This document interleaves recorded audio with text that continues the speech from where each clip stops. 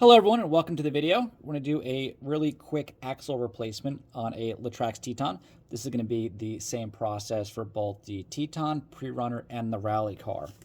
If you have a Teton or PreRunner, it'll be the 7650 part number, and the rally car will be the 7550 part number. For our case here, I'm going to be finishing up some of the upgrades on my Teton, so I'll be going with the R version of it, which is the metal upgrade. Now, I've already done the ones in the front, so I'm going to show you how to do this in the rear, and then I'll take off the front tire and show you the differences if you're doing a front one. So this is a Latrax Teton. We're doing the 7650R axle specifically in the back here. And again, same process for all the Latrax vehicles, so you can follow this for any of the Latrax cars. Let's do it. Step one here is going to be to take the screw out of the middle of the wheel. I do have the Traxxas upgraded wheel bolts on here, so your nut will look like this one, but they are both 2.5 millimeter head bolts. So that's just going to unscrew quite easily.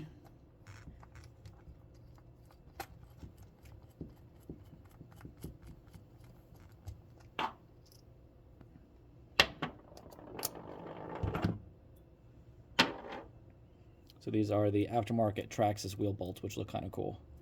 Just to show you, it's a different bolt with just a washer on it. And they come in different colors. So fun little upgrade. I also have some Integy parts on this. For the next part, we are going to remove the wheel hex here. Just put something behind it, a little flathead, and pop it off. You might be able just to wiggle it off with your fingers, but a flathead will help. After that is off, the next step is to pop this bolt cup. I find it's easiest to grab a pair of needle nose pliers. Again, this is something you could probably do with your fingers, but it's a little tough. And then we can pop that off. Once that's popped off, we can now pull the axle out of the back of the knuckle. So this is the old axle. In this case, there's nothing wrong with this. I'm just doing the upgrade to match the fronts. Yours is probably snapped, but we're just going to take the new axle and we're going to put it back together in the reverse process. So this is going to get put through the knuckle.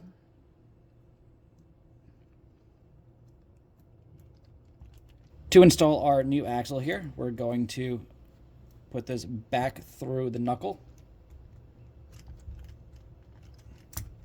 This might be a little tough for me to get all the way in because I do have bearings and aluminum parts, so there is no forgiveness.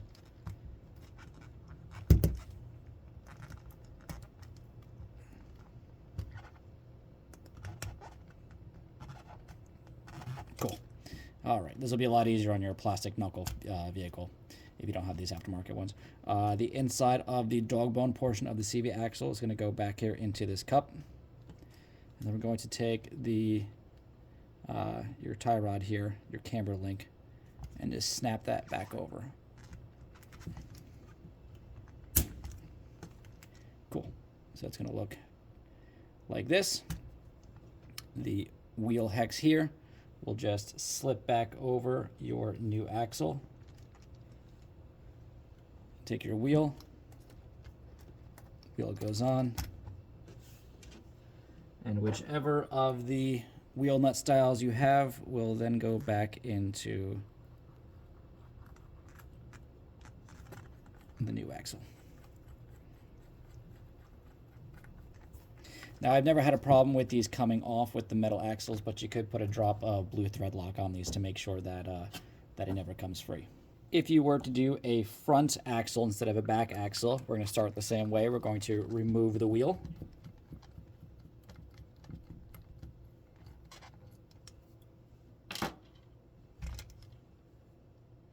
And then on the front here, it's going to be the exact same process, except you basically need to remove the screw on the bottom here and the screw on the top. I find is the easiest way to do this. These are both Phillips head screws.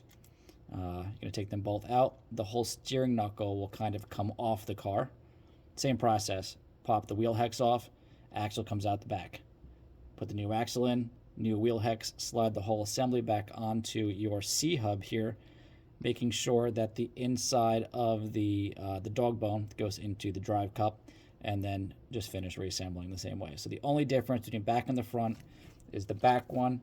You're just going to take the top of the camber link off, rotate this down, change your axle, put it back.